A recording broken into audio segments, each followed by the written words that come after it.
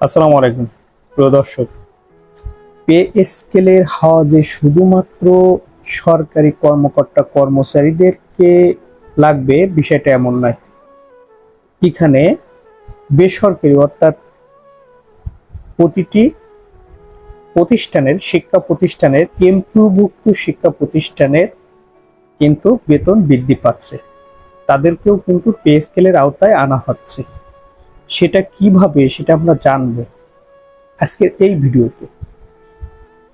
প্রত্যেকটা এমপিওভুক্ত শিক্ষক শিক্ষিকা এবং কলেজে যে সকল প্রভাষক আছেন কর্মচারী আছেন তাদের কিন্তু এক একটা রেটিং অনুযায়ী বাড়বে। আমি আজকে আলোচনা করব নবম গ্রেড, দশম গ্রেড, কিভাবে তাদের বেতনটাকে ব্যালেন্স করা হয়েছে এই বিষয়টা নিয়ে।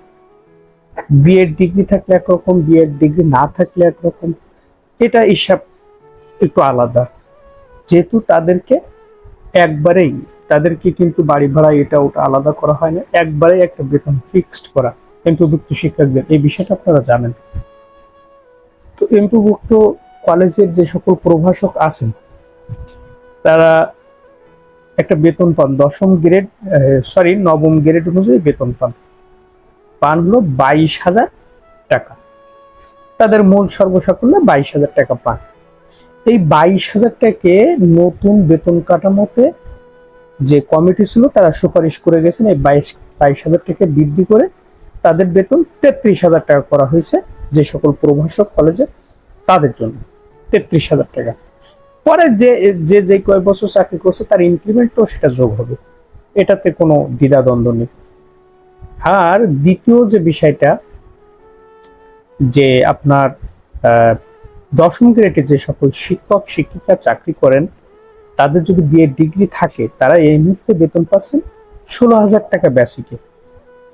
এই 16,000 টাকাকে বৃদ্ধি করে তাদেরকে করা হয়েছে 24,000 টাকা যদি বিএড ডিগ্রি থাকে।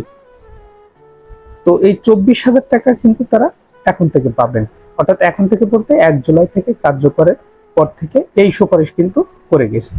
তাহলে এমপিওভুক্ত যে সকল শিক্ষক শিক্ষিকা আছেন তারা কিন্তু একটা হারে বেতন বৃদ্ধির সুবাতাস পেতে যাচ্ছেন। তাছাড়া 19 এবং 20তম গ্রেডে যে সকল কর্মরত আছেন তারা কিন্তু কোনো কোনো ক্ষেত্রে তাদের বেসিকের 50% থেকে শতভাগ অর্থাৎ 100 ভাগ বেতন বৃদ্ধি পেতে পারেন, এটাও নিশ্চিত করেছেন। অর্থাৎ এমপিওভুক্ত শিক্ষক আছেন সারা বাংলাদেশে 4.5 লাখ শিক্ষক শিক্ষিকা যারা আছেন তারা কিন্তু এই পে স্কেলের নতুন বেতন কাঠামোর আওতায় চলে আসতেছে। এটা দেশের জন্য ভালো এবং এই সকল শিক্ষক শিক্ষিকার জন্য ভালো এবং সবার জন্য ভালো। তাতে করে কি হবে, এই সকল শিক্ষক শিক্ষিকা হীনমন্যতায় ভুগবে না এবং তাদের যে পারিশ্রমিক, তাদের যে সম্মানই দেওয়া হয় এটা যৎসামান্য হলেও তারা কিন্তু দেশের মেধাবী সন্তান তৈরিতে যথেষ্ট ভূমিকা রাখেন। অর্থাৎ এই উদ্যোগকে আমি সাধুবাদ জানাই এবং এটা একটা ভালো উদ্যোগ। অতএব প্রিয় দর্শক, সরকারের প্রতি আস্থা হারাবেন না, অবশ্যই আগামী 1 জুলাই থেকে পে স্কেল বাস্তবায়ন হবে।